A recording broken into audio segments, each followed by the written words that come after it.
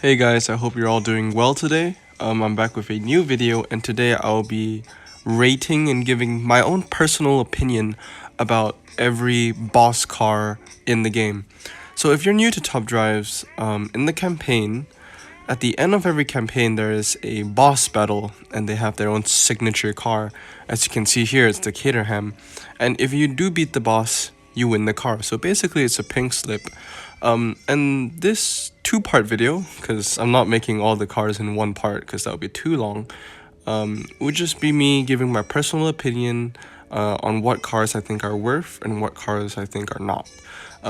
So each category is going, or each car is going to be categorized by a couple sections. I'm going to start off with giving the pros and cons, then I'm going to give you my opinions on why I think you should keep it, and I'll also tell you if I kept it or not.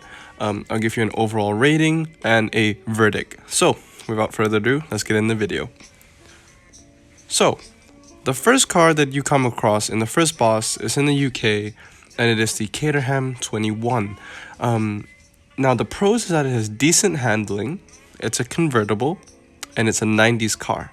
However, the cons is that it doesn't have any outstanding features. So there's nothing that really makes it really known for, I don't know, let's say the Renault Sport Megane. It's known for having 97 grip. This thing is kind of just meh. Everything is just eh. I would say handling will max out like 84, 85, which is kind of just mediocre. Yeah, it has a very low top speed.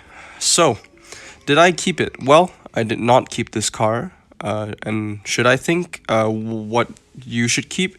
Well, if you are a beginner, then yes, I think you would keep the car.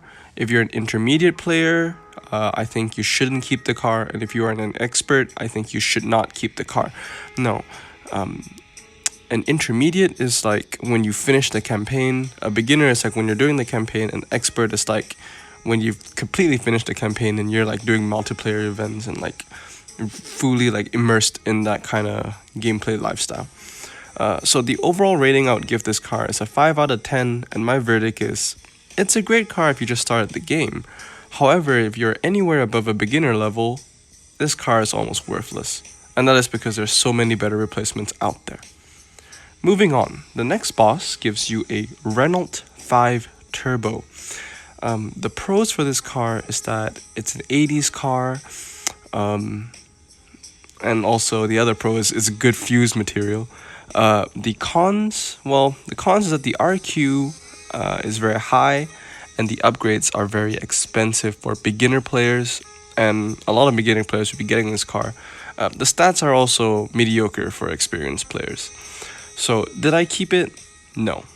Should you keep it? For a beginner, I would say no, but you should fuse it or use it for fusing. For intermediate, I also say no, but use it for fusing. And for experts, you already know, don't keep it, but use it for fusing. The overall rating I give this car is 3 out of 10, and my verdict is it's great fuse material, but not great for much else. Once again, like the Caterham, it doesn't have any outstanding features or stats, and really it's just not a car that you should that's worth your time investing in. Now guys, I do want to say that whatever I'm saying here is actually from a script, and I'll be making this script that I wrote into a PDF, and I'll put it in a link in the description. So if you want to go back and see what I actually think about these cars, it'll be in the script. So the next car is USA, and it's the Camaro Z28. Now the pros for this car is that it's a 70s car. It has decent 0 to 60. It's American muscle, so it's good at drags, especially for beginner levels, but I think those are most of the pros. The cons is that many D-class drag cars are actually better than the Camaro in terms of drag, like maybe the Corvette Stingray or what used to be the El Camino, but that's super rare now. But there's the the Dodge Challenger, the Plymouth Fastback, something like that. They're just a lot better D-class muscle cars that are better in drag races than the Z28. So I would say it's good for the beginner level, but nothing else. And also the other con is bad handling. So did I keep it? The answer is no. Should you keep it? If you're a beginner, yes. If you're an intermediate, yes, because if this car is fully maxed out, it might help you throughout the campaign. But if you're an expert, that's a definite no.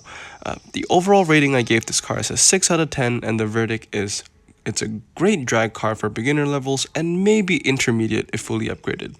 However, as a player gets more experience, the player will find much better drag cars in the D range, which makes the Camaro obsolete, and I agree with that. Now the next car that they give you in the fourth boss is Japan, and it's this Subaru BRZ. Now, the pros for the BRZ is that it has amazing grip. It's a lightweight car and has long-term reliability. When I mean long-term reliability, I mean this is a car you can use way into your career of top drives, like in multiplayer events and maybe specific Japanese events in multiplayer. Like, this car is useful. The cons is that it has a mediocre 0 to 60, so it's not that great. Here are the stats, by the way. It has a low top speed, and it is an expensive investment for beginners, especially for beginner players where maybe rare cars are harder to find or the upgrades for a C grade car is more expensive. However, I think it's an investment that is worth it. So, this is my verdict. Did I keep it? No, but I wish I did. Should I keep it? Or should you keep it? For the beginner level, I say yes. For the intermediate, I say yes. And for the expert level, I say yes. The overall rating I gave this car is 8 out of 10, and the actual verdict is that the BRZ is a high grip car that specializes in car parks, twisties, slalom, those kind of races. This is a car I still see today as an RQ 150 player, as multiplayer events may have RQ limits, and higher grip RQ cars may not fit into the ideal deck. Therefore, with a low RQ for a C grade car, and with its outstanding grip, this car would be a good investment to keep for your garage. If you are a beginner player, please do not fuse or sell, as I suggest upgrading the car slowly, as it is useful throughout the campaign, even in the later stages. So yeah, great car to keep. So if you do have it, definitely just let it hang around, I would say. Now this next car. This next car is an interesting one. Pretty controversial, but pretty interesting. It is the Mercedes CLS 400. Now, the pros for this car is that it has standard tires. It has godly stats, like amazing stats for the beginner / intermediate player. It's an A car from the campaign, so epic. It is the top 2 strongest standard tire Mercedes in the game. And it is great in the rain because standard tires. However, the cons is that in terms of A-class cars, it is weak with its stats, mainly due to the fact that it does have standard tires, so it was made for rain events. But then there are stronger standard tire cars in the game to invest in. And investing is a really important topic when coming to this car because it has high RQ. The upgrade costs are expensive even for an expert player.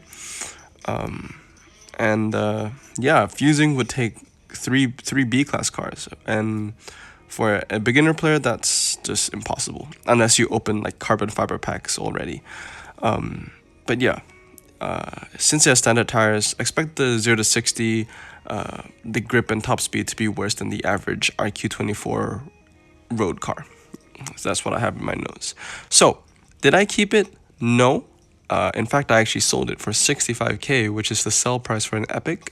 And should you keep it? For the beginner, I said yes, but do not fuse B cars to upgrade. Intermediate is the same answer. Do keep it, but don't waste your B cars to upgrade this car. And for the expert, I said no. Do not keep this car, as there are better standard tires cars to invest in, such as the very well-known BMW. I think it's the 7 Series, can't remember. But the overall rating for this car is pretty high, and I give it 7 out of 10 just because of how useful it can be in the campaign. So my verdict: every new player that wins this car will get excited. Although it has good stats for the new player, it is a very expensive investment and has a high RQ.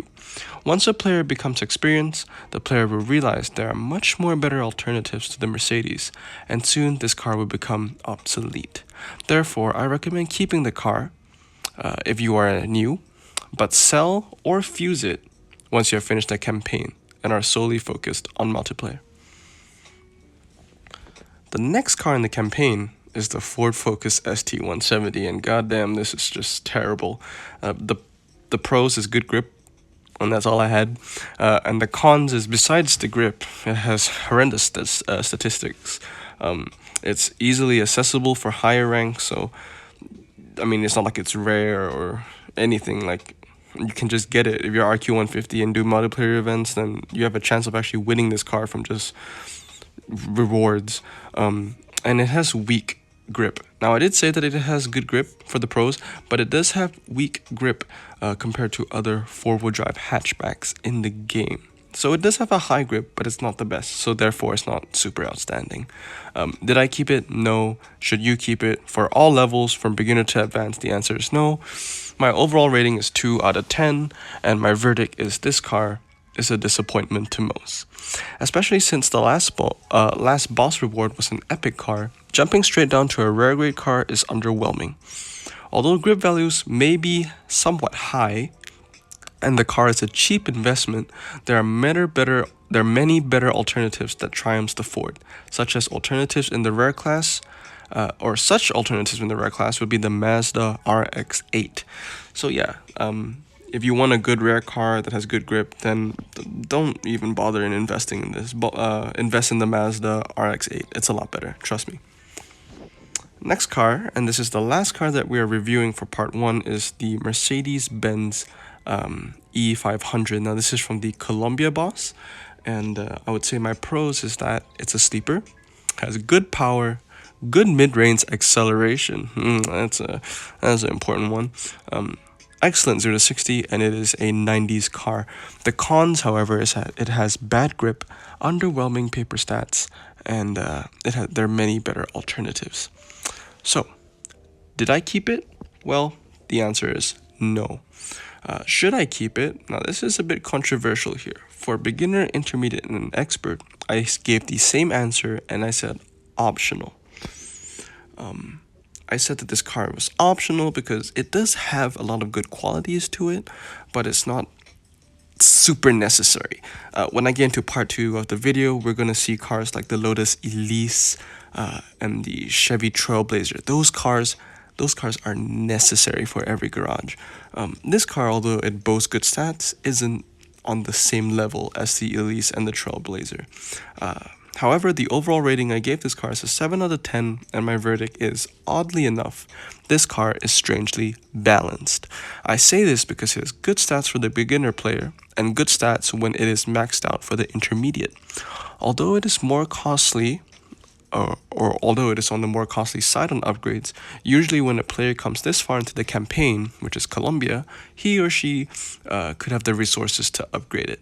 However, although this car is quite strong, personally I do not recommend investing in it first as a priority because of the cars that are to come.